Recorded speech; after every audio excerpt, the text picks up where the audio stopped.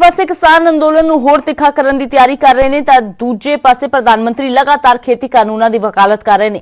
ਨਾਲ ਹੀ ਉਹ ਵਿਰੋਧੀ ਧਿਰਾਂ ਨੂੰ ਵੀ ਨਿਸ਼ਾਨੇ ਤੇ ਲੈ ਰਹੇ ਨੇ। ਪੀਐਮ ਮੋਦੀ ਨੇ ਕਿਹਾ ਜਨਤਾ ਦੇ ਨਕਾਰੇ ਹੋਏ ਲੋਕ ਭੋਲੇ ਭਾਲੇ ਕਿਸਾਨਾਂ ਨੂੰ ਗੁੰਮਰਾਹ ਕਰ ਰਹੇ ਨੇ।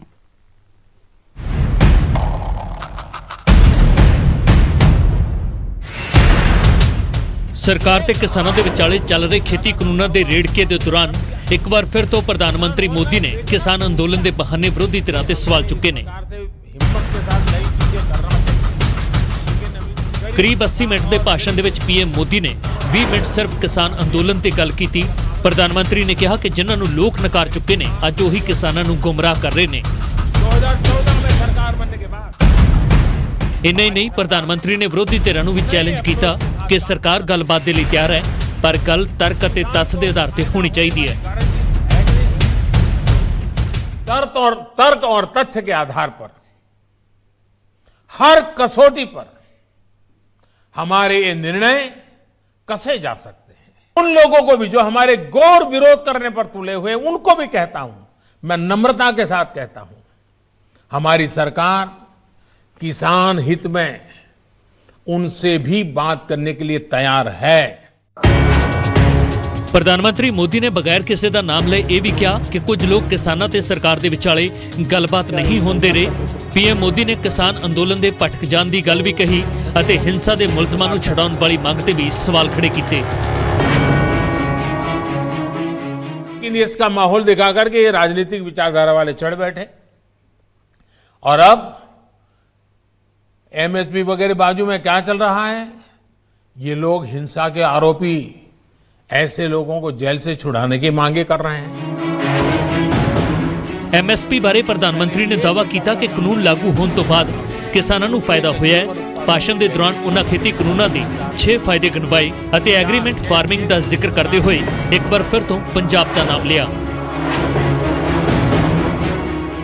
नए कृषि सुधारों के जरिए भारतीय कृषि में नई टेक्नोलॉजी को भी प्रवेश मिलेगा।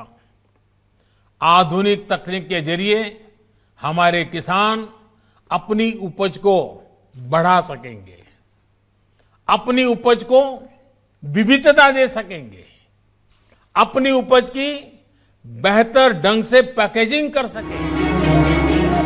कुल मिला के गल यह है कि पहला भाजपा के लीडर किसान अंदोलन ते सवाल चुकते सन और हुण प्रधानमंत्री मोदी ने भी किसान अंदोलन नूं विरोधियों की साजिश दस्सिया ਅਤੇ इस सियासी इल्जामबाजियों के विचाले खेती कानूनों का रद्द करने की किसानों की मंग अलोप होंदी जाप रही है।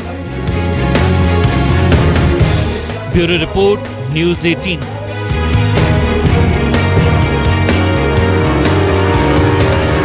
उधर रक्षा मंत्री राजनाथ सिंह ने सलाह दी है कि किसान 1-2 साल तक खेती कानूनों ਨੂੰ ਅਜ਼ਮਾ ਕੇ ਦੇਖਣ। ਜੇਕਰ ਉਹਨਾਂ ਨੂੰ ਕਾਨੂੰਨਾਂ 'ਚ ਕੋਈ ਕਮੀ ਨਜ਼ਰ ਆਉਂਦੀ ਹੈ ਤਾਂ सरकार इन्हां च सोध करेगी। तो खेती राज मंत्री कैलाश चौधरी ने भी किसानों के सारे शंके दूर करने की गल दोहराई है। किसानों के हितों पर चोट पहुंचाने वाला होगा। एक बार इस एक्ट को लागू तो होने दीजिए, 1-2 साल आप यह एक्सपेरिमेंट करके तो देखिए। इस एक्ट के अनुसार यदि आपको लगे यह किसानों के लिए लाभकारी एक्ट नहीं है तो मैं दावे के साथ कह सकता हूं, जैसा मैं प्रधानमंत्री जी की अपनी नीयत को मैं जानता हूं, बहनों भाइयों, इसमें जो भी संशोधन आवश्यक होगा सारा संशोधन करने के लिए हम लोग पूरी तरह से तैयार रहेंगे। समाधान निकलेगा क्योंकि अब देश का किसान है वो इस बिल का समर्थन भी कर रहा है। पूरे देश के अंदर जहां तक देख रहे हैं कि देश के किसान इस बिल का समर्थन कर रहे हैं और प्रधानमंत्री जी को धन्यवाद पत्र भी भेज रहे हैं।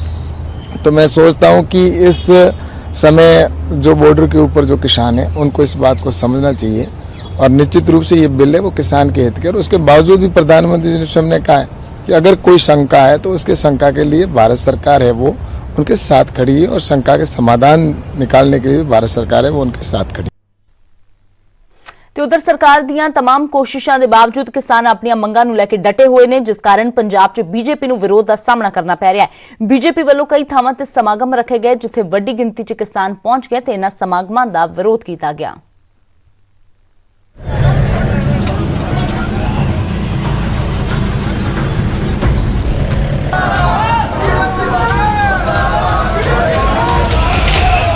ਕਿਤੇ ਪ੍ਰੋਗਰਾਮਾਂ ਦਾ ਵਿਰੋਧ,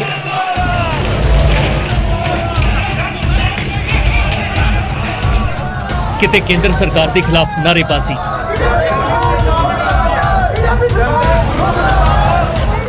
ਜੰਮ ਕੇ ਹੰਗਾਮਾ ਹੋਇਆ।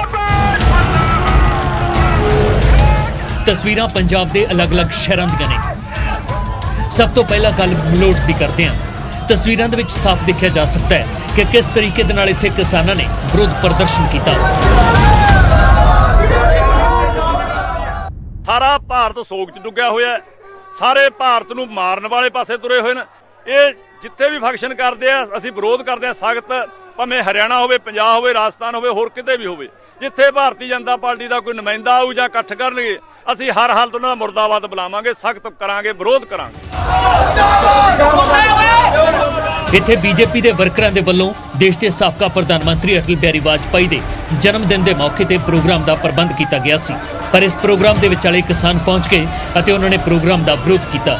ਇਸ ਵਿਚਾਲੇ ਕਿਸੇ ਤਰ੍ਹਾਂ ਪੁਲਿਸ ਨੇ ਪੈ ਕੇ ਬੀਜੇਪੀ ਵਰਕਰਾਂ ਨੂੰ ਉੱਥੋਂ ਬਾਹਰ ਕੱਢ ਦਿੱਤਾ ਅਤੇ ਕਿਸਾਨਾਂ ਨੂੰ ਸਮਝਾਉਣ ਦੀ ਕੋਸ਼ਿਸ਼ ਕੀਤੀ, ਪਰ ਕਿਸਾਨ ਨਹੀਂ ਮੰਨੇ ਅਤੇ ਵਿਰੋਧ ਪ੍ਰਦਰਸ਼ਨ ਜਾਰੀ ਰਿਹਾ। ਥੋੜੀ ਦੇਰ ਬਾਅਦ ਪੁਲਿਸ ਤੇ ਕਿਸਾਨਾਂ ਦੇ ਵਿਚਾਲੇ ਧੱਕਾ ਮੁੱਕੀ ਵੀ ਹੋ ਗਈ।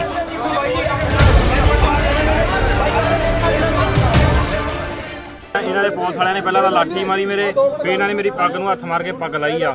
ਇਹ ਲਾਠੀ ਚਾਰਜ ਕਰਦੇ ਆ। ਅਸੀਂ ਆਪਣਾ ਪ੍ਰੋਟੈਸਟ ਕਰ ਰਹੇ ਸੀਗੇ, ਇਹ ਨਹੀਂ ਬੈਰੀਕੇਡ ਲਾ ਕੇ ਸਾਨੂੰ ਰੋਕਿਆ ਆ। ਅਸੀਂ ਭੰਨ ਤੋੜ ਕਰਕੇ ਆਪਣੇ ਅੱਗੇ ਆਏ ਆ। ਇਹ ਨਹੀਂ ਲਾਠੀਆਂ ਮਾਰੀਆਂ ਮੇਰੇ, ਮਾਰ ਕੇ ਮੇਰੀ ਪੱਗ ਲਾਈ ਆ। ਟੀਵੀ ਸਕਰੀਨ ਤੇ ਅਸੀਂ ਤੁਹਾਨੂੰ ਦੋ ਤਸਵੀਰਾਂ ਦਿਖਾ ਰਹੇ ਹਾਂ। ਹੁਣ ਜ਼ਰਾ ਇਹਨਾਂ ਦੋ ਤਸਵੀਰਾਂ ਨੂੰ ਗੌਰ ਦੇ ਨਾਲ ਦੇਖੋ। ਦੋਵੇਂ ਥਾਵਾਂ ਤੇ ਬੀਜੇਪੀ ਦਾ ਪ੍ਰੋਗਰਾਮ ਸੀ, ਪਰ ਇੱਥੇ ਕਿਸਾਨਾਂ ਨੇ ਪਹੁੰਚ ਕੇ ਨਾ ਸਿਰਫ ਪ੍ਰੋਗਰਾਮ ਰੱਦ ਕਰਵਾਏ, ਬਲਕਿ ਕੇਂਦਰ ਸਰਕਾਰ ਦੇ ਖਿਲਾਫ ਨਾਅਰੇਬਾਜ਼ੀ ਵੀ ਕੀਤੀ। ਬੀਜੇਪੀ ਦੇ ਪ੍ਰੋਗਰਾਮਾਂ ਦੇ ਹੋਏ ਵਿਰੋਧ ਦੇ ਖਿਲਾਫ ਕੋਟਕਪੂਰਾ ਦੇ ਵਿੱਚ ਬੀਜੇਪੀ ਆਗੂਆਂ ਦੇ ਵੱਲੋਂ ਮੁੱਖ ਮੰਤਰੀ ਕੈਪਟਨ ਅਮਰਿੰਦਰ ਸਿੰਘ ਤੇ ਸੁਖਬੀਰ ਬਾਦਲ ਦਾ ਪੁਤਲਾ ਸਾੜਿਆ ਗਿਆ।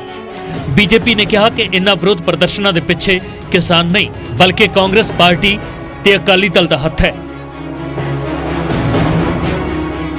ਇਹ ਮਾਹੌਲ ਖਰਾਬ ਕਰਨ ਦੇ ਵਿੱਚ ਕੁਝ ਆਪਣੇ ਕਾਂਗਰਸੀ ਤੱਤਵ ਹਨ, ਕੁਝ ਅਕਾਲੀ ਦਲ ਵਰਕਰ ਹਨ। ਇਹ ਨਹੀਂ ਹੋਣਾ ਚਾਹੀਦਾ। ਕੋਈ ਵੀ ਪਾਰਟੀ ਸ਼ਾਂਤੀ ਪ੍ਰਿय ਅਗਰ ਕੋਈ ਕੰਮ ਕਰਦੀ ਤਾਂ ਉਹਨੂੰ ਕਰਨ ਦੇਣਾ ਚਾਹੀਦਾ ਹੈ। ਕਿਸਾਨ ਲਗਾਤਾਰ ਤਿੰਨੇ ਨਵੇਂ ਖੇਤੀ ਕਾਨੂੰਨਾਂ ਨੂੰ ਵਾਪਸ ਲੈਣ ਦੀ ਮੰਗ ਕਰ ਰਹੇ ਨੇ ਅਤੇ ਕੇਂਦਰ ਸਰਕਾਰ ਨੂੰ ਚੇਤਾਵਨੀ ਦੇ ਰਹੇ ਨੇ, ਜਦੋਂ ਤੱਕ ਕਾਨੂੰਨ ਵਾਪਸ ਨਹੀਂ ਹੋਣਗੇ ਇਹ ਪ੍ਰਦਰਸ਼ਨ ਜਾਰੀ ਰਹੇਗਾ। ਤਾਂ ਦੂਜੇ ਪਾਸੇ ਬੀਜੇਪੀ ਇਹਨਾਂ ਪ੍ਰਦਰਸ਼ਨਾਂ ਦੇ ਪਿੱਛੇ ਕਾਂਗਰਸ ਤੇ ਅਕਾਲੀ ਦਲ ਦਾ ਹੱਥ ਦੱਸ ਰਹੀ ਹੈ।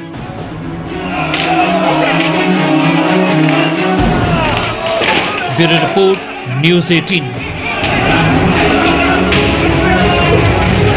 ਵਿਰੋਧ ਕਿਸਾਨ ਅੰਦੋਲਨ ਦੇ ਵਿਚਾਲੇ ਕਿਸਾਨਾਂ ਦੇ ਵੱਲੋਂ ਪੰਜਾਬ ਦੇ ਵਿੱਚ ਕਈ ਥਾਈਂ ਟਾਵਰ ਵੀ ਬੰਦ ਕੀਤੇ ਜਾ ਰਹੇ ਨੇ, ਜਿਸ ਤੇ ਮੁੱਖ ਮੰਤਰੀ ਕੈਪਟਨ ਅਮਰਿੰਦਰ ਸਿੰਘ ਨੇ ਕਿਸਾਨ